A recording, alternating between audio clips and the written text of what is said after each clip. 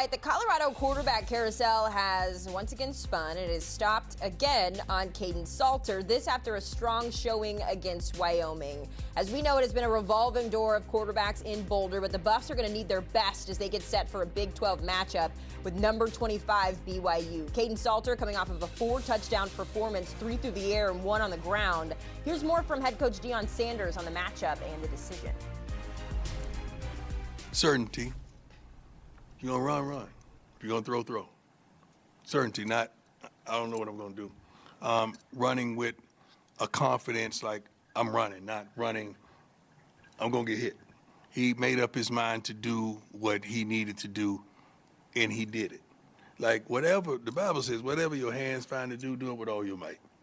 And we're hoping that we have a consistency, and not just Caden, but everyone.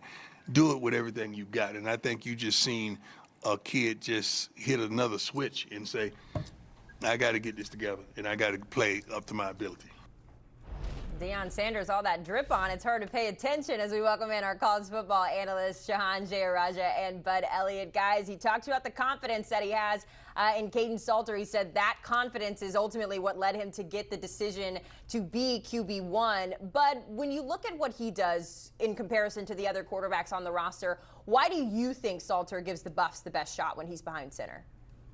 Haley, so I think it really comes down to how Colorado built this roster in the offseason. You lost 4 receivers who made NFL rosters. That's a lot for a program like Colorado to replace, including a guy named Travis Hunter, who was kind of just the get-out-of-jail-free card for Deion Sanders last year when he had to throw it up when he was in trouble. So I think bringing in Salter, a guy who's better with his legs certainly than Shedeur was, I think he's embraced the running a little bit more. But I also think Colorado's play calling has sort of come to him more. They have an NFL system there that's not really the thing that runs the quarterback all that much. But if you look in the last game, they kind of had a little more of those run concepts, a little bit more of those kind of bluff run concepts for the Buffs, and allowed him to kind of do a little bit more off the run fake stuff. He threw the ball with confidence. He actually looked better. Colorado's probably not going anywhere this season, but I do think if Salter plays at this level, he might keep him out of the basement in the Big 12.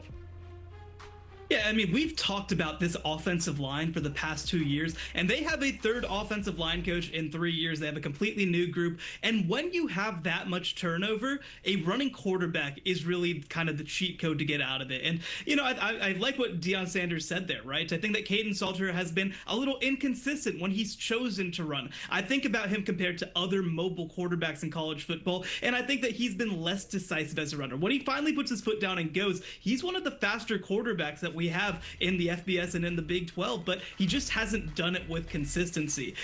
You do have, of course, an NFL-style offensive coordinator in Pat Shurmur, but you need to find ways to integrate Caden Salter's running ability. If you don't, and it's just a passing competition, you are kind of hamstringing this offense in so many ways. Yeah, and to that point, when it comes to Salter using his legs, he became the first Colorado quarterback with 300-plus passing yards and 75-plus rushing yards in a game since 2016. So he's kind of dipping his toe in there, getting used to being more mobile, but certainly going to need some more help against a BYU front seven holding down the fort. The Cougars have allowed just 17 points all year long, guys. So, Shehan, who else is going to be key to that offensive success for Colorado? Yeah, I'm looking at running back Micah Welch. I talked about it. They haven't been able to run the ball for most of the past 2 years, but Micah Welch has been a little bit of a bright spot in this offense. He's somebody who was actually a high school recruit for Deion Sanders, a rarity, frankly, in this program, but he's developed over the course of a couple of years, and when Dallin Hayden went down before the opener, he stepped up and done a pretty good job overall. Look, again, I've talked about it over and over again. This offensive line isn't going to create a lot of opportunities for you, so it's incumbent on the running back to take on tackles, to be an extra blocker as well, by the way, for Caden Salter, and to be a physical runner who gives this team a chance against a BYU defense that, frankly, is one of the best in the entire country. I think the other side on Colorado here, ultimately, it's getting Jordan Seaton back at left tackle. As Shehan mentioned the offensive line earlier, Jordan Seaton, has missed some time this year, but Jordan Seaton is one of the few, 5-star high school players who Deion Sanders has signed during his time with the Buffs. And so far, Seaton, when he's been healthy, has played like you would expect a 5-star to play. getting him back in the lineup.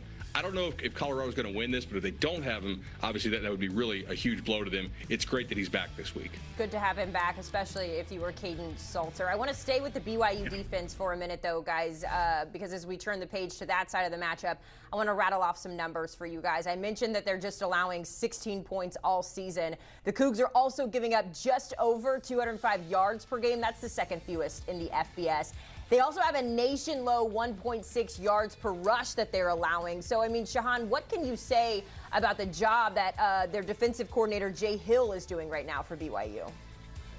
Yeah, this is a crazy good defense. The way that they attack in the front seven is almost unmatched right now, especially in the Big 12. And yeah, you look at the competition, it hasn't been great, but I don't care who you're playing. When through 3 games, you're allowing 0.6 yards per carry. That's crazy stuff. And this defense has done such a good job of being in good position. You mentioned Jay Hill, a defensive coordinator who was actually a head coach at Weber State before last year. They knew that they needed to revamp their defense after a lackluster 2023 season. He's come in, been an immediate impact figure in this program, and this defense in 2025 looks like it could be one of his best. I especially want to draw attention to the linebackers, Isaiah Glasker and Jack Kelly, who have been just absolutely living in opposing backfields through the first couple games of the year. And against the Colorado offensive line that, like we've talked about, is maybe not ready for show business, this is a really tough matchup for them. Indeed, I think this is a really hard matchup for Colorado because of all the varying blitzes that BYU is going to bring. Shehan mentioned the backers, so I'll actually go with the safeties. When I pop on this BYU tape, number 11, Faletu Satuala. I hope I got that right. What does get right, though, is him going downhill and lighting people up. He is a really fun watch. Like, that guy looks like he's moving at a different speed than everybody else on the field, and I would expect that to continue against Colorado. So when it comes to your players to watch, Shehan, you're looking at Isaiah Gladker, and I'm going to let you. We're going to keep it at a first name basis for our good friend Faletaus. You said that better than I did, bud. So let's move ahead and get a game prediction from you guys. No surprise, BYU, the number 25 team in the country, comes into this one favored at 6.5. Bud, I'll give you the floor. What's your wager when it comes to this game? I'm going to go ahead and take under here. I got BYU winning by 5 in kind of a defensive slugfest. First time on the road for a young quarterback for the Cougars. I could see them struggling a little bit, but I do think that defense will come through. Yeah, well, hey, listen, he went on the road and played at East Carolina last week, and they ended up picking up a win. But this is a huge spot for quarterback Bear Bachmeier, the true freshman, really hasn't been tested to this point. I think that BYU, though, comes out with a vengeance. I think their defense shuts down Colorado's offense. And while I think that Colorado's defense steps to the table, I don't know if they're going to be able to hang for 4 quarters against an offensive line that's growing, against a running game led by LJ Martin that's played at a really high level, and against a quarterback that, while he is still young, is a physical marvel. So give me BYU to win. Give me BYU to cover 6.5. Faletau Satuala. Final answer. BYU looking to start the season 4-0 for consecutive seasons for the second time in program history. Guys, appreciate the time. Looking forward to your coverage this weekend as college football rolls along into week 5. You can hear the Cover 3 podcast crew correctly pronounce that safety's last name. Scan that QR code on your screen to get tapped in with the latest college football headlines right now.